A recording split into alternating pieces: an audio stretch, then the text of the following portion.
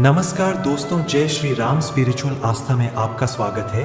तो आज के इस वीडियो में मैं आपको बताने जा रहा हूँ गरुड़ पुराण के बारे में, जो हिंदू धर्म के 18 प्रमुख पुराणों में से एक है। गरुड़ पुराण हिंदू धर्म के 18 प्रमुख पुराणों में से एक है और इसे विष्णु पुराणों में गिना जाता है। इसे गरुड़ ऋषि के द्वारा भगवान विष्णु को प्रसन्न करने के लिए सुनाया गया है। इसमें मुख्य रूप से मृत्यु, आत्मा, पुनर्जन्म, कर्म, पाप, पुण्य, नरक, यमलोक, मोक्ष और मृत्यु के बाद की यात्रा का वर्णन है। गरुड़ पुराण को प्रेतकल्प भी कहा जाता है, क्योंकि इसमें मृत्यु के बाद आत्मा की स्थिति, यमलोक की यात्रा और विभिन्न लोकों में प्राप्त फल का उल्लेख मिलता है। गरुड़ पुराण की प्रमुख कथाएं और विषय। 1. गरुड़ और भगवान विष्णु का संवाद। गरुड़ पुराण की कथा गरुड़ और भगवान विष्णु के बीच संवाद से शुरू होती है। गरुड़, जो विष्णु के वाहन है, भगवान विष्णु से जीवन, मृत्यु और आत्मा के बारे में प्रश्न करते हैं। इस पर भगवान विष्णु उन्हें विस्तार से समझाते हैं कि आत्मा अजर अमर होती है और यह जन्म मृत्यु के चक्र में फंसी रहती है। 2. मृत्यु के बाद की यात्रा और यमलोक का वर्णन। गरुड़ पुराण में मृत्यु के बाद आत्मा की यात्रा का विस्तृत विवरण मिलता है। इसमें बताया गया है कि जब किसी की मृत्यु होती है तो उसकी आत्मा यमदूतों द्वारा यमलोक ले जाई जाती है। यमलोक में चित्रगुप्त आत्मा के कर्मों का हिसाब किताब करते हैं और फिर उसे उसके कर्मों के अनुसार फल दिया जाता है। आत्मा का यमलोक तक का सफर अत्यंत कष्टकारी होता है, विशेषकर उन आत्माओं के लिए जिन्होंने अपने जीवन में पाप कर्म किए हो। उन्हें अनेक कष्ट और यातनाएं सहनी पड़ती है। वही पुण्यात्माओं के लिए यह यात्रा सहज होती है। 3. नरक और उसके भयानक प्रकार। गरुड़ पुराण में नरक और उसके विभिन्न प्रकारों का भी उल्लेख है। इसमें बताया गया है कि पाप कर्म करने वाले लोगों को मृत्यु के बाद नरक की सजा दी जाती है। नरक के अलग अलग प्रकारों में अलग अलग प्रकार की यातनाएं दी जाती है। जैसे तमिश्र, यहाँ पर धोखा देने और चोरी करने वालों को यातनाएं दी जाती है। रौरव, इसमें उन लोगों को दंड दिया जाता है जिन्होंने निर्दोष लोगों पर अत्याचार किया।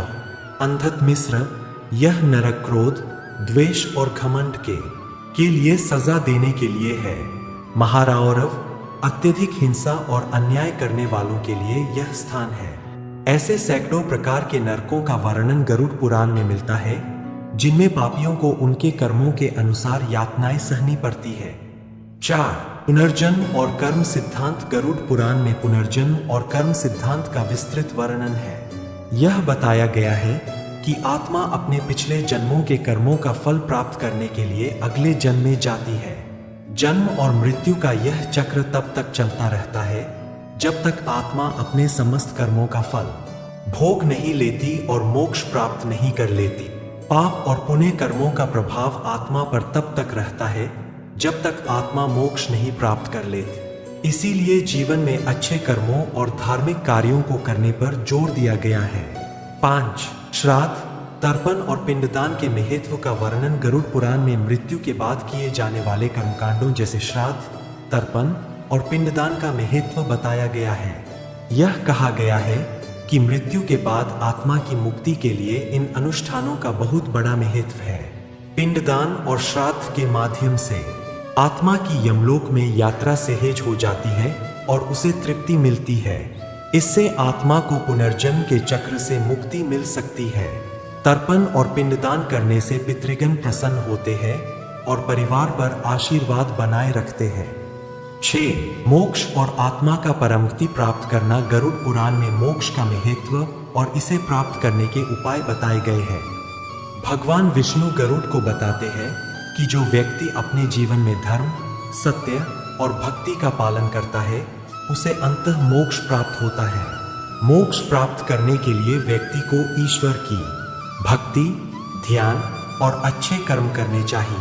मोक्ष का अर्थ है जन्म मृत्यु के चक्र से मुक्ति और परमात्मा में विलीन होना। आत्मा को शुद्ध करने के लिए योग, ध्यान और सत्कर्मों का पालन करने का सुझाव दिया गया है।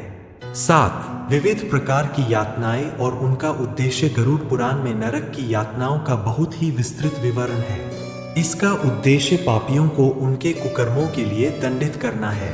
इसमें यह भी समझाया गया है कि यदि मनुष्य इन यातनाओं को जानकर अपने जीवन में सुधार लाए तो वह इस कष्ट से बच सकता है।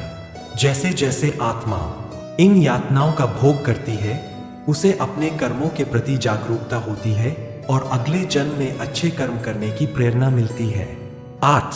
वास्तु, औषधि और जीवन के अन्य पहलुओं का वर्णन। गरुड़ पुराण में मृत्यु और आत्मा के अलावा अन्य विषयों पर भी जानकारी दी गई है, जैसे वास्तुशास्त्र, औषधियों का ज्ञान, रत्नों का महत्व, रोगों के उपचार और जीवन की विभिन्न समस्याओं से निपटने के उपाय। यह भी बताया गया है कि जीवन को संतुलित और सुखद बनाने के लिए कैसे रहन सहन, खानपान और आचार विचार में संतुलन बनाए रखना चाहिए। 9.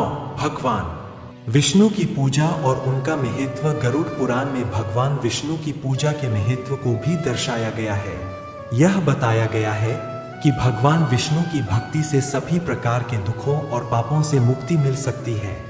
भगवान विष्णु का स्मरण करने से आत्मा को शांति मिलती है और उसे परमगति प्राप्त होती है। विष्णु के नाम का जप, ध्यान और उनके मंत्रों का उच्चारण जीवन के सभी कष्टों को दूर करने में सहायक होता है। गरुड़ पुराण से मिलने वाली शिक्षाएं। धर्म का पालन। गरुड़ पुराण हमें सिखाता है कि धर्म का पालन करना और सच्चाई के मार्ग पर चलना जीवन का सबसे बड़ा उद्देश्य है। अच्छे कर्मों का महत्व। गरुड़ पुराण में कर्म का महत्व बताया गया है।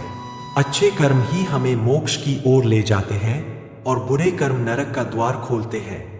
मृत्यु के बाद की तैयारी। गरुड़ पुराण में मृत्यु के बाद की स्थिति का विस्तृत वर्णन है, जिससे व्यक्ति अपने जीवन में मृत्यु का भय छोड़कर धर्म और सच्चाई के मार्ग पर चल सके। पिंडदान और श्राद्ध का महत्व। यह पुराण बताता है कि पितरों की आत्मा की शांति के लिए श्राद्ध, तर्पण और पिंडदान करना अति आवश्यक है। ईश्वर की भक्ति। भगवान विष्णु की भक्ति और उनके नाम का स्मरण जीवन में शांति और मोक्ष का मार्ग प्रदान करता है। निष्कर्ष, गरुड़ पुराण हिंदू धर्म का एक महत्वपूर्ण ग्रंथ है, जो व्यक्ति को जीवन और मृत्यु के रहस्यों के बारे में ज्ञान प्रदान करता है। इसमें आत्मा की अमरता, पुनर्जन्म, कर्मफल, पाप और पुण्य का महत्व समझाया गया है। गरुड़ पुराण व्यक्ति को यह शिक्षा देता है कि मृत्यु एक संयोग मात्र है और आत्मा को उसके कर्मों का फल प्राप्त करने के लिए एक नए जन्म की यात्रा करनी होती है।